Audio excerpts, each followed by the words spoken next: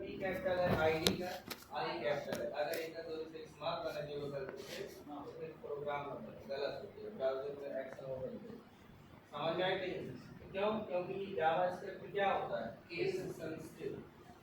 HTML case insensitive होता है। Insensitive मतलब वो कैपिटल में टैग बनाओ चाहे स्मॉल में, कोनो फर्क ना पड़े, लेकिन इसमें फर्क पड़ेगा। स्मॉल में जो है स्मॉल यूज करिए, कैपिटल में जो बताया जाए उसको कैपिटल ही यूज करिए। अब हमने कहा कि document dot gate element by ID, इतना आपको लिखना है। जो कैपिटल है इसको हमने यहाँ पे उसको कैपिटल दिखाते हैं। दूसरी बात, यहाँ कहीं स्पेस नहीं देना है आपको, पूरी लाइन कहीं स्पेस नहीं। अब कोई भी एक आईडी अपने मन से बना लीजिए आप। जैसे आईडी को बनाया हमने T1 जो कि डबल कोट्स में बनाना पड़ता है। ऐसे आईडी जो हमने बनाया किस नाम से बनाया है, T1 के नाम से। आईडी भी आप कोई भी नाम दे सकते हैं, आप अपना नाम दे दीजिए आईडी। अब इसके आगे स्टेटमेंट लिखा जाता है डॉट इनर एचटीएमएल, जो कि इनर ऐसे लिखा जाएगा विदाउट स्पेस एचटीएमएल, जो कि कैपिटल में होना चाहिए।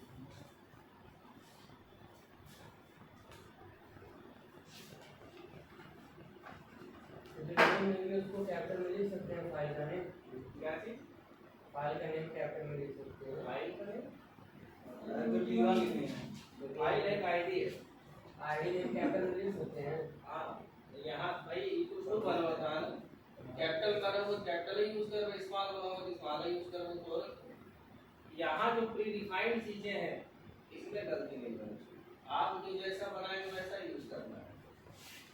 डॉट इनर एचटीएमएल लिखने के बाद इक्वल लगाइए, और जो पैराग्राफ आपको वहां भेजना है बटन पर, उस पैराग्राफ को डबल कोट्स के अंदर यहाँ लिखना है।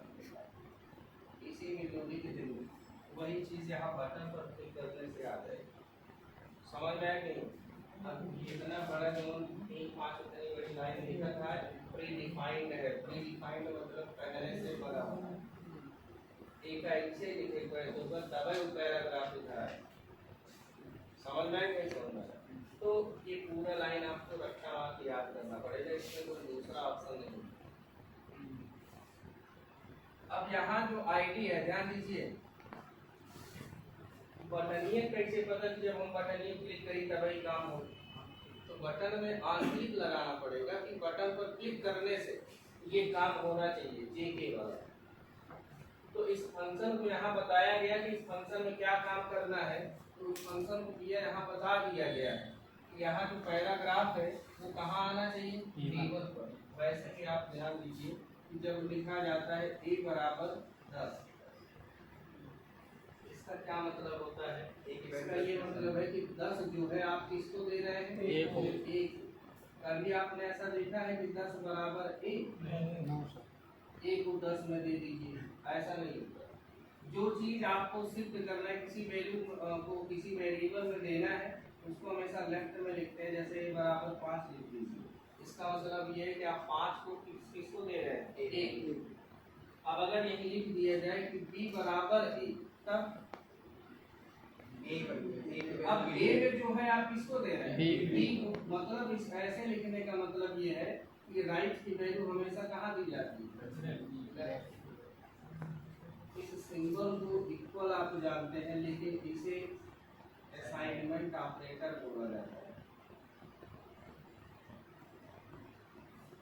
क्या कहते हैं, असाइनमेंट ऑपरेटर। वैसे भी असाइन का मतलब होता है देना। यहाँ पे 10 जो है असाइन कर दिया गया किसको, a को, मतलब 10 जो है a में दे दिया गया। फिर यहाँ पे 5 जो है a को दे दिया गया। फिर यहाँ जो a में है उसको किसको दिया गया, पूरा अगर ध्यान से देखेंगे तो यहाँ से लेकर के यहाँ तक मान ला a है, क्या है, a बराबर यहाँ कोई पैराग्राफ लिखेंगे, इसका मतलब वो पैराग्राफ किसमें आएगा, a में। तो यहाँ पे केवल इतना शब्द है, क्या, T1। ये जो आईडी है आप T1 बराबर वो पैराग्राफ लिख सकते हैं, लेकिन यदि आईडी लिखने के लिए उसके साथ पूरा स्टेटमेंट होना चाहिए। Document dot gate element by ID, ID आप यहाँ यूज कर लीजिए। डॉट इनर एचटीएमएल इक्वल करके आपको लिखना है वहाँ पैराग्राफ लेकिन।